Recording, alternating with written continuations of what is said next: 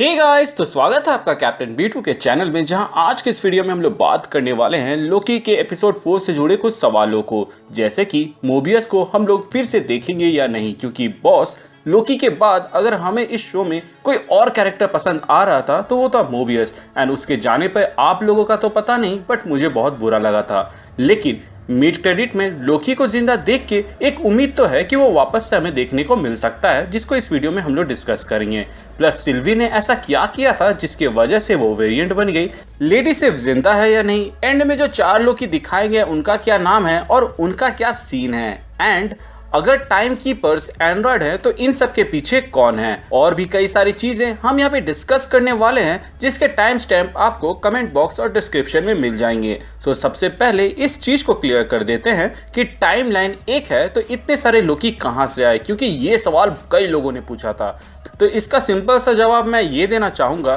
कि टाइमलाइन एक है, ये हमें बताने वाले टीवीए वाले थे और ये मिस मिनट थी, जो कि मैं कब से कह रहा था कि उनके बातें ढकोसले हैं, उन पर विश्वास किया नहीं जा सकता, क्योंकि उनकी कही गई बातें एक बहुत बड़ी फीट है जिसको मूवीज में दिखाना मुमकिन नहीं। और आखिरकार इस एपिसोड के एंड में हमें पता भी चलता है कि जिन टाइम कीपर्स की ये लोग पूजा करते हैं और जिनके लिए ये लोग लड़ते हैं वो बस एक एंड्रॉयड है और इसके पीछे कोई और ही मास्टरमाइंड है। तो ऐसे में उन्होंने जो कहा कि एक ही सेक्रेट टाइमलाइन है, इस पर विश्वास करना थोड़ा सा मुश्किल है, क्योंकि अगर एक ही सेक्रेट टाइमलाइन है तो मल्टीपल लोकी कहां से आए। लोकी शुरू से ही लड़का था, लेकिन सिल्वी हमें लड़की दिखाई गई। यहाँ पे तो एक एलिगेटर लोकी भी हमें दिखा दिया गया और एक ब्लैक लोकी भी है। कोई रेसिस्ट नहीं कहेगा, क्योंकि मेरा यहाँ पे कहने का इंटेंट सिर्फ इतना था कि यहाँ पर हमें डिफरेंट टाइप्स ऑफ लोकी दिखा दिए गए हैं, जो कि पॉसिबल नहीं है अगर एक सिंगल टाइमलाइन है, क्योंकि सिंगल टाइमलाइन में क्या क्या हुआ वो हम लोगों ने एमसीयू के अंदर देखा हुआ है। अभी तक जो हमने देखा हुआ है उससे तो यही लगता है कि एक टाइमलाइन नहीं है बल्कि कई सारे टाइमलाइन हैं, जिससे लोकी को उठाया जा रहा है,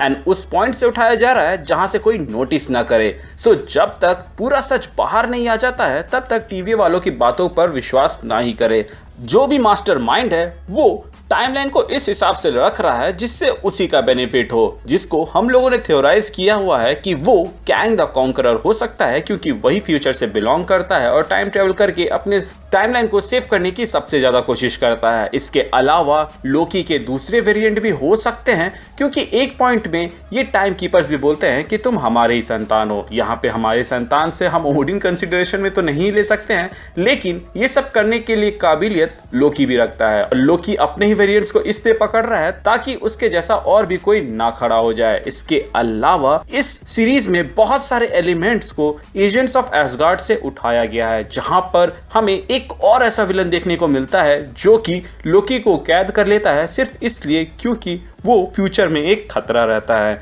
अगर हम एजेंट्स ऑफ एसगार्ड की एक कॉमिक की बात करें तो उसमें हमें दिखाया गया था कि डॉक्टर डूम टाइम ट्रैवल करके फ्यूचर में जाता है, जहां पर वो देखता है कि अर्थ में सब कुछ बर्बाद और खत्म हो चुका है, जिसके पीछे लोकी का हाथ है। तो वो वापस आता है और लोकी को अपने पास समन करके उसे कैद कर लेता है। अब डॉक्टर डूम को जिन लोगों ने मूवीज के अंदर देखा है तो उनके लिए ये चीज विश्वास करना थोड़ा मुश्किल होगा, लेकिन जो लोग उसके कॉमिक के काउंटर पार्ट को जानते हैं वो इस बात को आराम से एक्सेप्ट कर लेंगे कि वो टीवीए, मिस मिनट और टाइम कीपर्स जैसे चीजें बनाने की काबिलियत रखता है। इनफैक्ट उसने तो 2 अर्थ को मिलाकर बैटल वर्ल्ड भी बनाया हुआ है। डॉक्टर डूम एक ऐसा कैरेक्टर है जो चाहे तो एमसीयू के अंदर थैनोस जितना बड़ा थ्रेट बन सकता है, बट वो लोकी से ज्यादा मिस्टर फैंटास्टिक का विलन है, तो उसके यहाँ पे होने के चांसेस थोड़े से कम है। इनफैक्ट एजेंट्स ऑफ एसगार्ड में लोकी म्योनिर भी उठाता है, जो कि ये बोस्टफुल लोकी भी यहाँ पे पकड़े हुए दिखाया जा रहा है। इसके बगल में हम किड लोकी को देख सकते हैं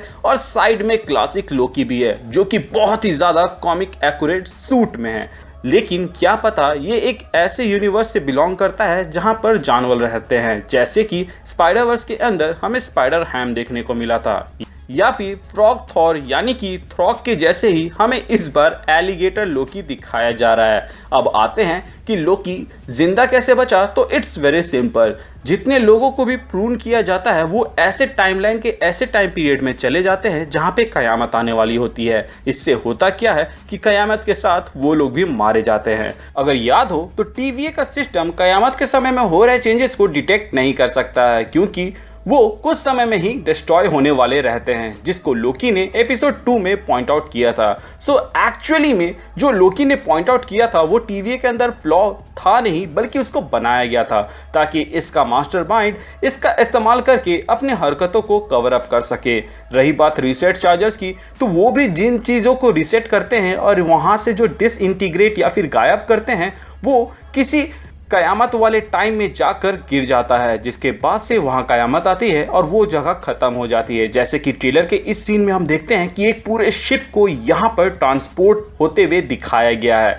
अगर हम ये माने कि ये मोबियस पहला मोबियस नहीं है एंड इसके जैसे और भी मोबियस आ चुके हैं, तो हम ऐसा मान सकते हैं कि मोबियस यहाँ पे डिसइंटीग्रेट या फिर कहीं और पे ट्रांसपोर्ट होने के बाद से वहाँ पर बच सकता है, जैसे अपना लोकी बच रहा है। हो सकता है उसके जैसे और भी कोई वर्जन जो पहले यहाँ पर पहुँचे हों, उसने यहाँ से निकलने का रास्ता निकाल लिया है। क्योंकि मोबियस एक स्मार्ट कैरेक्टर है, तो ऐसा लग रहा है कि ऐसा हो सकता है। वैसे भी अगर आप लोगों ने ध्यान दिया होगा तो रवोना इस सीन में टोकती है कि ग्लास के नीचे कार्ड रखो, जिस पर वो कहता है कि ये तो पहले से था, जिस पर रवोना कहती है जिसको तुम नहीं रखा था, जिस पर मोबियस का रिएक्शन देखकर ऐसे लगता है कि उसको याद भी नहीं। प्लस कई सारे ट्रॉफीज ऐसे थे जो कि मोबियस को याद भी नहीं कि उसने कब रवोना को दिए थे। तो हो सकता है कि इससे पहले भी जितने मोबियस उसके अंदर काम कर चुके हैं उनमें से किसी एक के पास टेम्पैड होगा, जिसके बाद वो भी अपने इस वर्जन को इस कयामत से बचा ले, जिस तरह लोकी को बचाने के लिए वहाँ पे उसके 4 वेरिएंट लोकी है। आई रियली होप हम मोबियस को फिर से देखें, क्योंकि भाई एपिसोड 4 में उसकी एंड लोकी की मौत दिल पर लगी थी।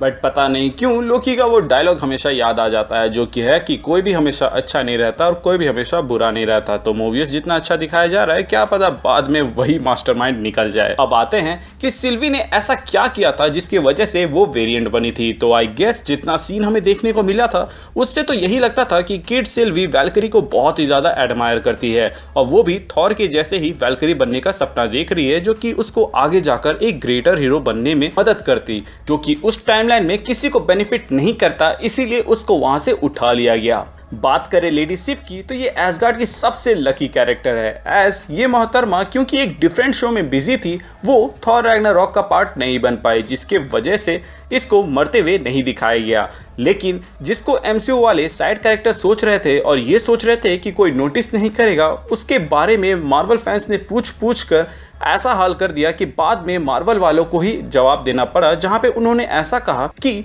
लेडी सिफ बहुत ही ज़्यादा करीब थी ओडिन का सच जानने में कि लोकी उसका रूप लेकर वहाँ पे बैठा हुआ है, इसीलिए ओडिन ने उसको एसगार्ड से ही बर्खास्त कर लिया, जिस तरह उसने बाद में हेमडाल को भी उसके पोजीशन से हटा दिया था। इसी के वजह से ही हमें थॉर 4 में लेडी सिफ देखने वाली है। रही बात ये बाल काटने वाले सीन की, तो जिसको हम यहाँ पर एक सिंपल सा सीन समझ रहे हैं, वो असल में नॉर्स माइथोलॉजी का एक बहुत ही बड़ा रेफरेंस है, जहाँ पर लोकी ने लेडी सिफ का बाल काटा था, जिसके बाद से थॉर लोकी को दौड़ा दौड़ा के मारने वाला था। लेकिन उसमें क्या होता है कि लोकी ये आश्वासन देता है कि मैं लेडी सिफ के इससे भी अच्छे बाल तुम्हें लाकर दे दूंगा, और इसके लिए वो सर्वतलाहिम जाता है। माफ़ करना, ये शब्द मैंने बहुत बार कोशिश किया सही से प्रोनाउंस करने का, बट नहीं कर पा रहा था। आप स्पेलिंग स्क्रीन में देख सकते हो। तो वहाँ पर जो होता है उसको मैं एकदम शॉर्ट करके बता देता हूँ। वहाँ पे लोकी जो भी करता है उसके वजह से म्योनिर क्रिएट हो जाता है। अगर आपको पूरी कहानी जाननी है तो मैं आपको लिंक में एक डिस्क्रिप्शन दे दूंगा उस आर्टिकल के बारे में। वेल, जब लोकी यहाँ उठता है तो हम यहाँ पीछे में डिस्ट्रॉयड स्टार्क टावर्स देखते हैं। अब मैंने यहाँ पे डिस्ट्रॉयड स्टार्क टावर इसलिए कह रहा हूँ क्योंकि MCU के अंदर हमें एक लौता सीन जो ऐसा दिखाया गया जहाँ पर स्टार्क टावर के ऊपर इतना बड़ा डिस्ट्रक्शन हो सकता था, वो तब था जब एवेंजर्स मूवी के अंदर यहाँ पे न्यूक्लियर बॉम्ब फेंका गया, और न्यूक्लियर बॉम्ब फेंकने के बाद से वहाँ पे सिर्फ 3 ही कैरेक्टर सर्वाइव कर सकते थे, वो है टोनी, हल्क और थॉर। इसके बाद हो सकता है कि टोनी ने फिर से अल्ट्रॉन को क्रिएट किया और अल्ट्रॉन फिर से वही नक्शे कदम में चला गया जो कि हम लोगों ने मूवी के अंदर देखा था, और वो इस अर्थ को अब डिस्ट्रॉय करने वाला है। लेकिन क्योंकि यहाँ पर न्यूक्लियर में कैप्टन अमेरिका, नताशा और ब्लैक विडो जैसे कैरेक्टर मर चुके हैं, तो इस बार अल्ट्रॉन को रोकने में वो लोग असफल होते हैं, जिसके वजह से ये प्लेनेट अभी डिस्ट्रॉय होने वाला है। और इसीलिए यहाँ पे 4 लोकी में से एक लोकी कहता है कि अभी तक तो नहीं मरे हो, लेकिन अगर हमारे साथ नहीं गए तो मारे जाओगे। हो सकता है इन लोगों के पास टेम्पैड या फिर ऐसा कोई डिवाइस हो जिसकी मदद से ये लोग कयामत के टाइम में जंप मारते हो,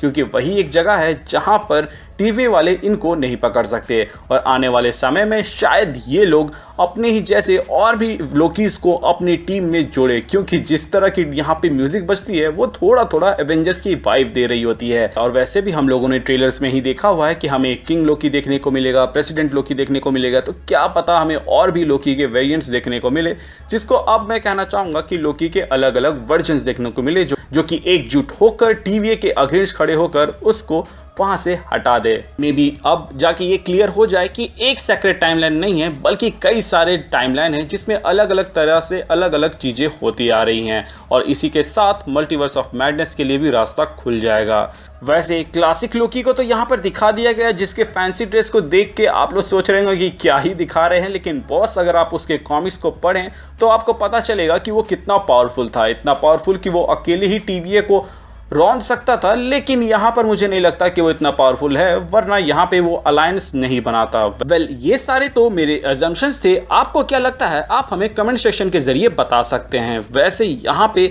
जितने भी लोकी के अच्छे वर्जन्स हैं उनको एकजुट होते देखकर मुझे ऐसा लग रहा है कि हो सकता है कि इनके ओपोनेंट में, यानी कि जो मेन मास्टरमाइंड है जो टीवीए के पीछे है, वो लोकी के एविल वर्जन्स या फिर लोकी का ही कोई एविल वर्जन हो सकता है, जिसको मैंने अपने प्रीवियस वाले वीडियोस में अच्छे से एक्सप्लेन किया है कि क्यों ऐसा हो सकता है और क्या क्या पॉइंट्स है जो इसके ओर इशारा कर रहे हैं। तो अगर आप इंटरेस्टेड हैं तो उसको चेकआउट कर सकते हैं। वैसे तो ज़्यादा चांसेस कैंग के ही है, क्योंकि वही टेक्नोलॉजी और फ्यूचरिस्टिक जगह से बिलोंग करता है और टाइम ट्रैवल वाले में वही सबसे ज़्यादा इन्वॉल्व है। बट क्योंकि ये शो का नाम लोकी है तो लोकी के ऊपर भी थोड़ा सा शक तो जाता ही है। इसके अलावा अगर आप हमारे चैनल पे नए हैं तो चैनल को सब्सक्राइब कर दें और पुराने हैं तो प्लीज़ चेक किया आपने बेल आइकन दबाया है या नहीं। अगर आपने दबा दिया है तो वेल एंड गुड, और अगर आपने नहीं दबाया है तो उसे दबा दे ताकि जब भी हम कोई वीडियो डालें उसकी नोटिफिकेशन आपको जाए। इसके अलावा हमारे चैनल का एक छोटा सा मोटो है जो कि है लोगों की मदद करें, अपना ख्याल रखें एंड कीप मूविंग फॉरवर्ड का रट लगाकर आगे बढ़ते रहें। Thank you for watching this video, stay tuned.